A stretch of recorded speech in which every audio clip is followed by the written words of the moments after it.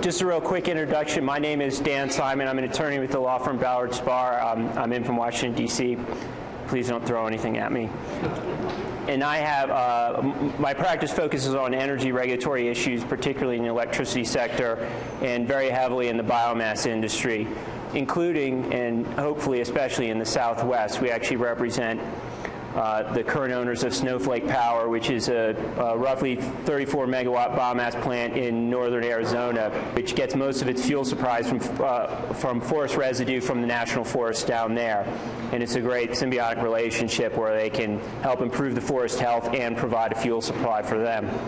I wanted to give just a very brief presentation about the challenges, but hopefully the benefits of developing biomass power projects. I know you guys are also looking into things such as developing briquettes in an economic fashion to do co-firing with your existing coal plants, which is a great idea and hopefully can get to work as well. My presentation here is focusing on trying to get an actual self-sufficient biomass power plants built, which works very well in some places but can be challenging.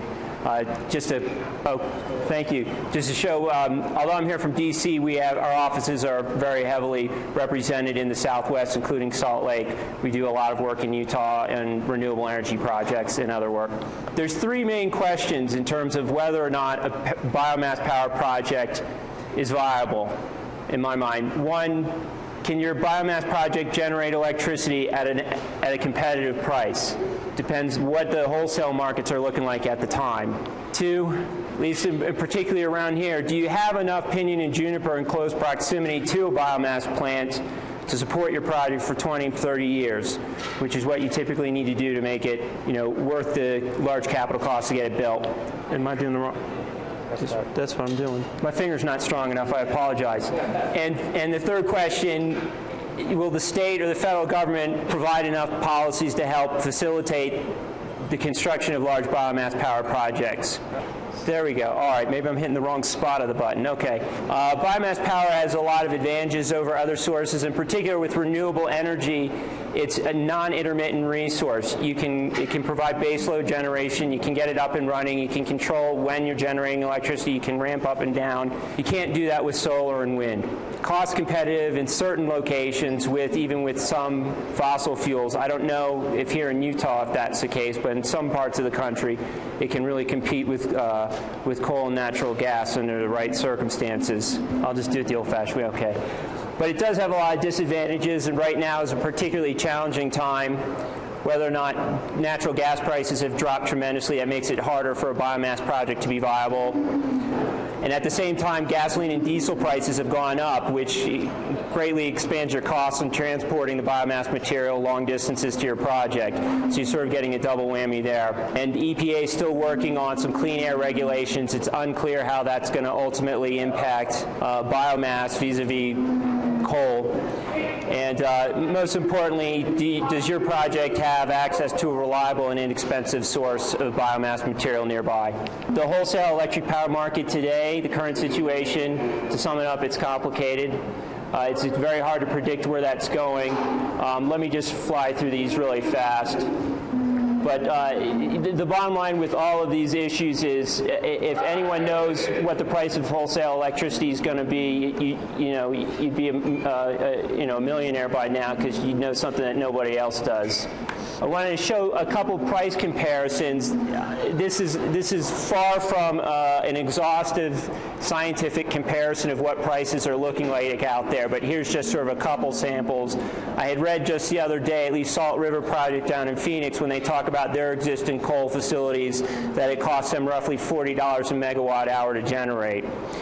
And compare that with NV Energy, the utility that serves most of the state of Nevada. They're a client of ours, but this is all public information of a slew of power purchase agreements they've entered into with different renewable energy resources.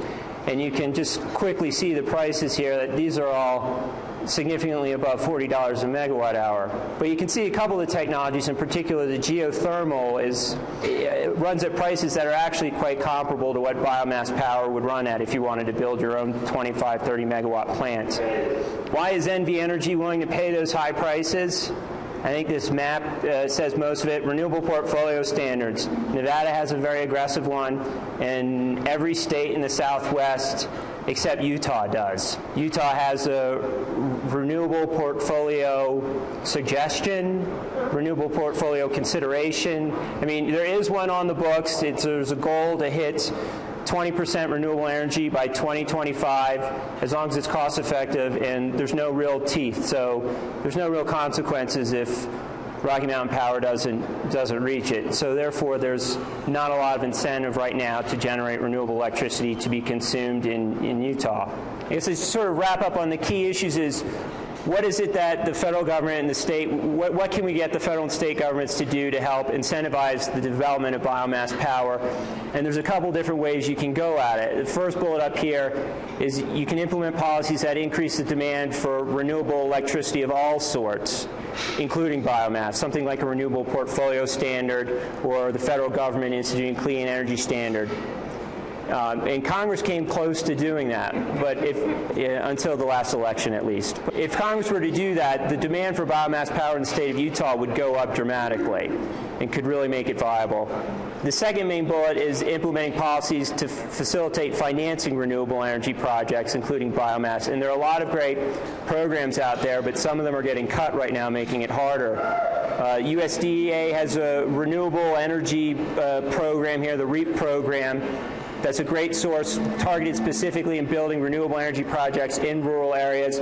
Congress just gutted that, so there's very little funds left for there. There's USDA Business and Industry Guaranteed Loan Program, which actually still has a decent amount of money and is a great program. And I was talking to a colleague who said that, was talking to people at USDA, that they really are excited and want to give loan guarantees to the development of renewable energy projects, especially in Utah. That's something they're really interested in.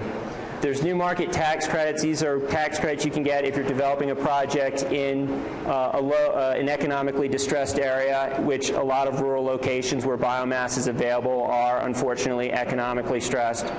Congress is talking about possibly creating its own private clean energy bank to loan to clean energy projects. And then there are the policies that are focused.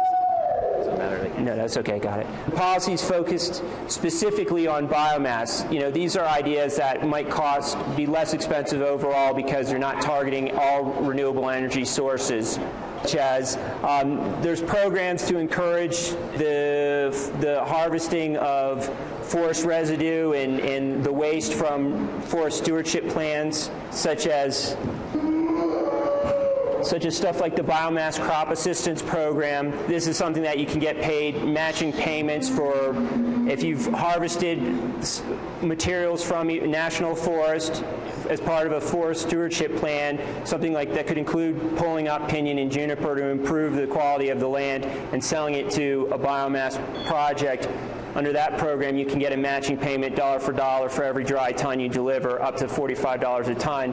But again, this is a program that's just been severely gutted. And then finally, are there policies we can create or develop that are very targeted at not so much in necessarily the energy side, but on the forest stewardship side, of actually paying people more money to go into the forest and help improve the health and pull the biomass up, which, you know, in return could be taken to a biomass facility and actually burned for power.